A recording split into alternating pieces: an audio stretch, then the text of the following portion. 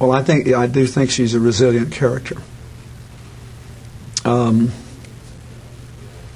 we may be entering a sort of a period in politics that's sort of fact-free where experience in government is a negative. That is Bill Clinton on Sarah Palin in what I think we might call a backhanded compliment. Yeah, and I don't even think I've heard you call her resilient. Top Line starts right now.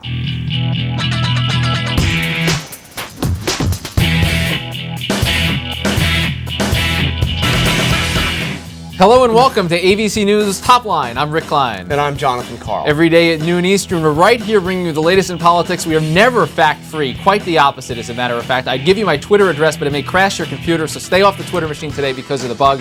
And I'll just let Mr. Karl, who's got a new title, can you tell the people what your new title is? I'm not sure. I'm going to get back to you on that, good. but it is a new title, and I believe it does have the word senior in it. Senior. So I expect some respect here. Indeed. On the Top Line set.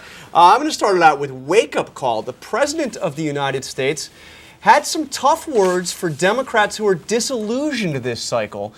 This was last night at a fundraiser, and he said, well, take a look at it. Folks, wake up. This is not some academic exercise. As Joe Biden put it, don't compare us to the almighty, compare us to the alternative. And Rick, he went on to talk about how it was, easy to be there. It might have been cold on Inauguration Day, but we had Bono singing and everything was wonderful. Now's the important time for Democrats to stand up. That was his message. And I think the other message, you can also quote Joe Biden on this. Democrats, this is a big effing deal. This is a serious campaign. Yeah. You can see the frustration pour over. We've seen it from the White House repeatedly, and President Obama at these fundraisers. He doesn't seem to can't understand why Democrats are disaffected with him. We saw that extraordinary scene yesterday where voters, supporters really, were just venting their frustration with him. You don't see that often from a president, and I think he was Directly to the impacted. president, yeah. No question about it.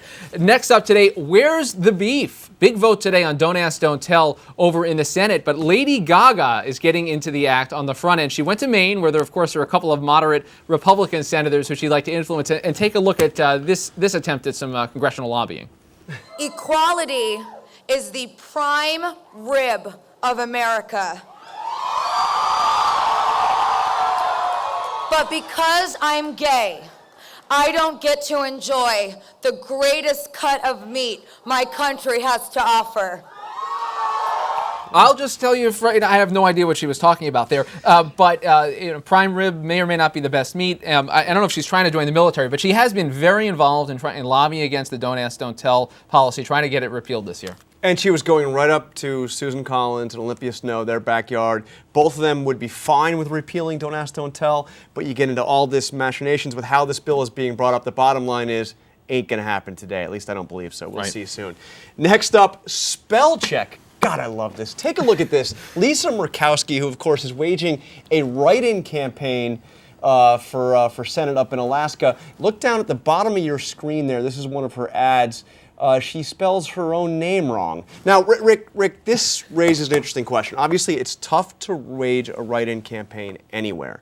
My question to you is, if you write in somebody's name but you spell it wrong, does it still count? I think it doesn't. I believe it. I believe that you don't. Maybe you know this better than I do, but I think you've got to get it right. And I think that's actually one of the challenges. We've heard Karl Rove and others talk about it. You need people to first of all, get into that ballot box, look past the Democrat and the Republican, and think about a write-in. Remember Lisa Murkowski's name, and then spell it better than they are on their own campaign ad. This is all of what makes it very difficult. This is why it doesn't happen very often. It's been more than 50 years since this was successful in a statewide race like this. And finally today, Harry and Kirsten. You can eat your heart out, Scott Brown, because this is what Senator Harry Reid has to say about one of his colleagues. He said, quote, "We in the Senate refer to Senator Gillibrand as the hottest member." And I wish I could fully encapsulate what it means to Harry Reid to say something like that. The tone of voice, everything that goes along with it. But it's got to be a lot of disappointed senators today. Yeah, a lot of disappointed, and it was good to see his spokesperson, Jim Manley, who we know and love,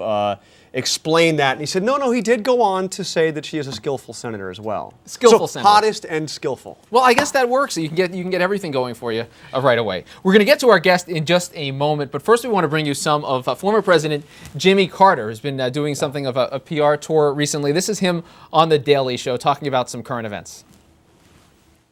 But I'm not completely compatible with the Tea Party. Now, I haven't been involved in witchcraft. Right.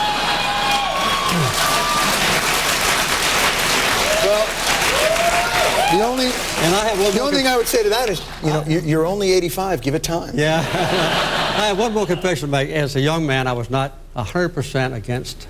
All right. You don't have to.